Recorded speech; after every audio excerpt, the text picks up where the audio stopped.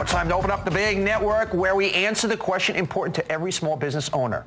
What about me? Deborah in New York, you got a question.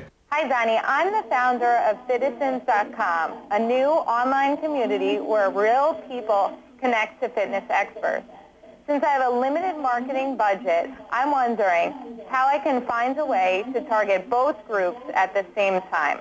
All right, Jeff Hayzlett, you run all of marketing for Kodak, one of the great brands of the world. I'll let you handle that one. Well, Deborah, I think I would take Sam Kinnison's advice. He said to starving people one time in his routine, go to where the people are, move out of the desert. In this case, I would go to the key people, and that's the fitness gurus first, and then expand from there. Peter, you're going to knock a home run at the CES. You have the opportunity to do that, and you should be looking at those same kinds of opportunities, getting a lot of advice from a lot of different people. But this is a great opportunity for like Deborah and others to really focus in on your key market like the engineers. That's the folks that are really going to drive your product. Hey, Jeff, I don't have a lot of money, but I still want to advertise. There's a term thrown around a lot in the advertising world, guerrilla marketing. What does that mean? Well, it's really getting down. I used to do a program called How to Rip the Head Off Your Competition, so I like this. And at Kodak, we're trying to take a little bit of an edge as we're unleashing the power of images. So we've got to take a different move. And we got millions and millions to be able to spend, but what we get real good, effective marketing from is that guerrilla tactics. And that is dressing up some of our PR people and putting them in front of the Today Show on Halloween and putting a frame around them and saying, hey, they're a snapshot. They're that Kodak moment. That's what that's about. So really getting out guerrilla, kind of under the radar tactics that get you above the radar. Absolutely, and that's the fun stuff too. I mean, that's what Peter's going to have a chance to do.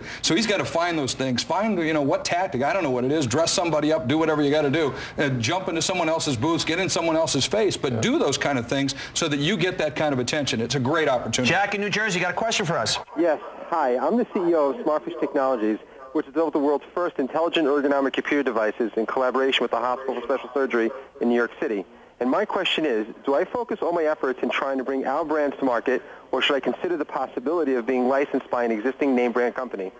Jeff, I'm going to stay with you also. You've done a lot of co-branding with Kodak over the year. I'd do them both. I'd take my product and go with it, and at the same time go after another, a Target, a Walmart, or whoever he wants to go and try to get into that brand as well. So you've got both going. So you're not putting all your eggs in one basket. Big mistake by a lot of entrepreneurs. You'll go after that big hit, that big home run, and you never get it. I disagree with that. I think you got to pick one path and follow. I think either path could be right, but you got to pick one path and stay true to it and put all your energy into that. I'd agree with that because we're talking about the economics of the situation here. It's not like he has a staff. How many people work at Kodak? I mean, how many? Well, about 40,000. About 40,000, right? So we're talking about a startup. He's going to CES. He's maybe a little nervous. It's his big shot. And you said something very compelling. You said to him, you're going to hit a home run. Oh, wait, you've got a chance to hit a home run. That's right. That's it. He's going to get an at-bat. He's got an at-bat. Now the question is, what's the count, and is he going to be able to stand and deliver and make that happen? But to the point, if you're a little guy starting out, co-branding or doing something with one of the big guys, I think that's a great around. I think it's got to be on an as-need basis. I think sometimes it's a great solution, and sometimes going on your own. It takes a long time to be able to do that. Now, Peter's got a great track record. You've done this a couple of different times. I think this is your third company, so you've got a good chance to hit a good home run or at least a good solid line drive. So,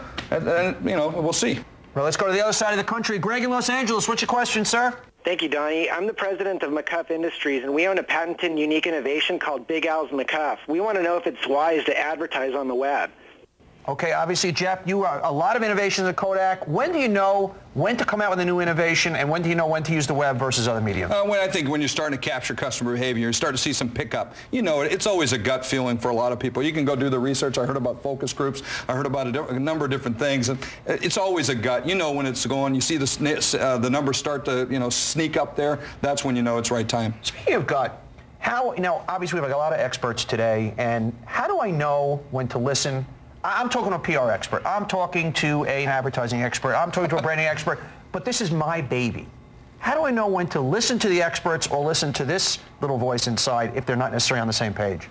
Always listen to the gut. If I'm an advertising guy, I'm a PR guy, and I used to be one of those, I want in your pocket. I want to be able to take that money. I want to get you to where you want to go, but I'm going to take some of that money.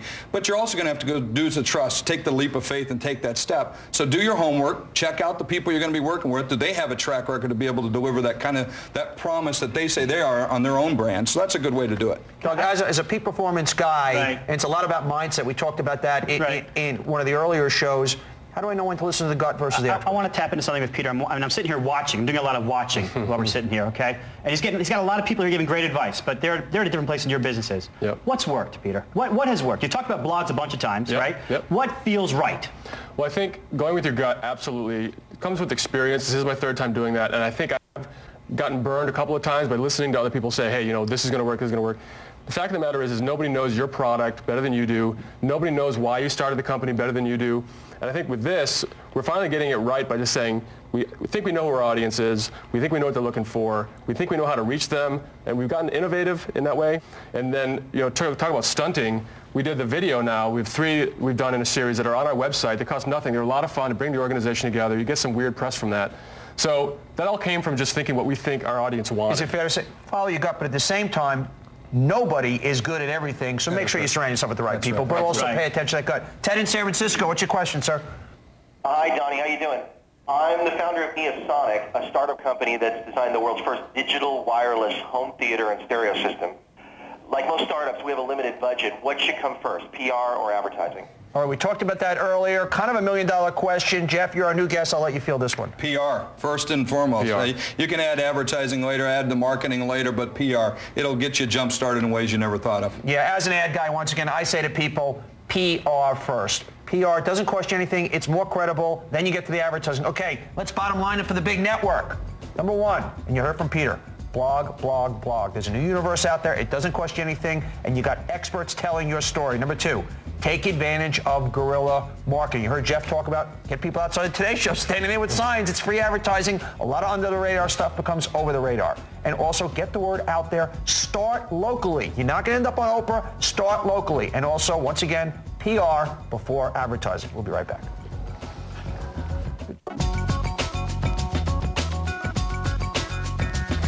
Okay, our final bottom line is becoming a household name. Everybody gets one bottom line. We're going to get this guy to become a household name. Dr. Doug, what's your one bottom line? My one bottom line is know your core and let it come out and express whenever you talk about your product. Mike? Don't try to serve everybody. Polarize people. The people that are defending you and protecting you, give them the ammo to fight, the David Goliath syndrome, and you're on your way. Jeff? Customer experience. The new experience is the product. Tom? Get those users to use it and get them talking about it. It's the guerrilla marketing, because when they started using it, then everybody else who had a similar profession knew where to go to get it. To me, start with the right mission statement. Understand your value system. If you don't have the right value system, you can't get it out there. And by the way, you're not a geek. Don't listen to them, all right? That's tonight's big idea. We'll see you next time. Good job, guys. Well done. Well done.